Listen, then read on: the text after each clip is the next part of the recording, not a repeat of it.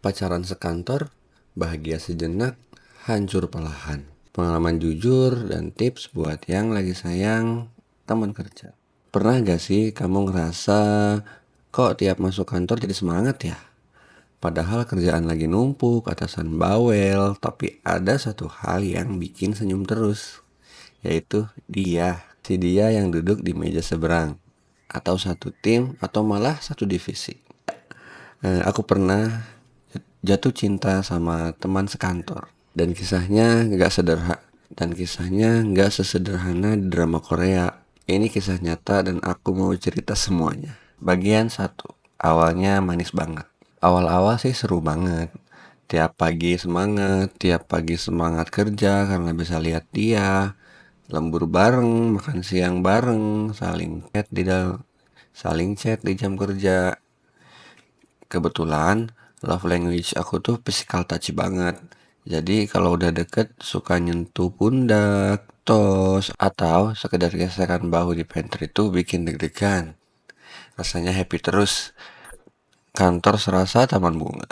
Tapi ternyata manisnya gak tahan lama. Bagian 2, mulai ada tanda bahaya. Awalnya semuanya terasa oke, tapi makin lama kita mulai bias. Misalnya, waktu dia berselisih sama teman rekan kerja lain, aku otomatis ngebela dia. Padahal belum tentu dia yang benar. Bahkan pas ada masalah sama atasan, aku ikutan emosi. Bukan karena kerjaan, tapi karena aku sayang dia. Itu mulai ngaruh ke kerjaan, kita jadi kurang fokus, kualitas kerja menurun. Rasanya kayak berkah kerja tuh dicabut dan puncaknya kami dipecat. Beneran, karena dianggap gak profesional dan bawa hubungan pribadi ke lingkungan kerja. Dan setelah itu ya kami juga alhasil karena pisah jauh dan gak bisa bareng lagi, jarang ketemu dan akhirnya putus juga. Bagian 3, pelajaran besar yang aku dapat. Nah, dari situ aku sadar, pacaran sekantor itu gak salah, tapi sangat beresiko. Kerja jadi gak fokus, emosi gampang ngambek, dan yang paling bahaya, kita suka ngerasa kita berdua paling ngerti satu sama lain. Padahal itu malah nutup pintu buat kerja tim yang sehat. Aku juga belajar bahwa cinta yang sehat itu gak harus selalu ada di depan mata. Kadang malah butuh jarak biar tetap waras. Jadi, apakah semua cinta sekantor itu gagal? Bagian 4, bisa kok asal dewasa. Jawabannya nggak semua gagal. Ada kok ada kok pasangan yang ketemu di kantor, pacaran, lalu nikah, dan tetap sukses. Tapi syaratnya berat. Pertama, kalian harus super dewasa. Super dewasa itu maksudnya kalian tetap bisa membedakan mana kerjaan, mana urusan pribadi. Kalian gak boleh baper, bawa-bawa masalah hubungan ketika bekerja. Kalian tetap profesional saat bekerja dan memisahkan antara emosi kerjaan dan emosi percintaan kalian. Yang kedua, kalian harus tahu batasan antara kerja dan cinta. Yaitu tadi, jangan bawa perasaan masalah percintaan kalian ke dunia kerja. Yang ketiga, jangan umbar hubungan di kantor. Sebisa mungkin kita harus tetap profesional di kantor. Kita harus menjaga etika kita di kantor. Jangan sampai orang pikir ini anak berdua kerjanya cuma pacaran doang di kantor karena terlalu mengumbar hubungan. Karena itu bisa mengganggu kenyamanan teman-teman atau rekan di kantor. Jadi usahakan di kantor tetap profesional, tetap bekerja dengan benar. Keempat, siap komunikasi jujur dan profesional. Di sini juga kedewasaan kalian diuji ya. Jangan sampai jadi bias komunikasi.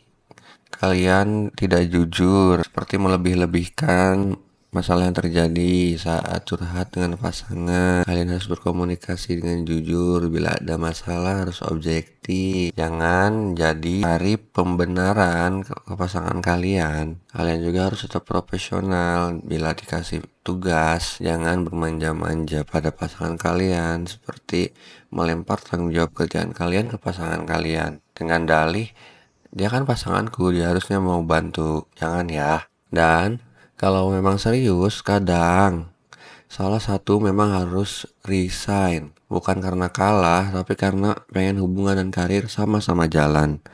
Banyak pasangannya akhirnya justru sukses karena salah satu pindah tempat kerja baru, jadi support tanpa ganggu kerja masing-masing. Masalahnya, kalau tetap satu kantor, apalagi jika salah satu naik jabatan menjadi atasan langsung, akan rawan sekali konflik. Itu konflik internal perusahaan atau bahkan konflik dari masalah hubungan kalian. Karena mungkin salah satunya jadi ngerasa tidak dihargai, tidak setara seperti sebelumnya. Jadi resign emang pilihan yang cukup bijak menurutku. Jadi bisa dipertimbangkan jika kalian memang udah serius. Nah, cinta itu anugerah, tapi nggak semua tempat cocok buat nanem cinta. Kantor adalah tempat kerja, tempat bertumbuh secara profesional. Kalau cinta justru bikin kamu kehilangan fokus, kehilangan tim, bahkan kehilangan pekerjaan, mungkin itu bukan cinta yang sehat. Jadi buat kamu yang lagi suka sama teman sekantor, yuk pikirin matang-matang, mau bahagia sesaat atau tenang jangka panjang. Ceritaku bukan buat nakutin, tapi buat ngingetin. Dan kalau kamu punya kisah yang mirip, boleh banget cerita di komentar ya. Siapa tahu bisa jadi pelajaran bareng. Jangan lupa like, subscribe, dan share video ini ke teman kamu yang lagi sering senyum-senyum sendiri pas ngeliatin temen sekantor. Sampai jumpa di video selanjutnya.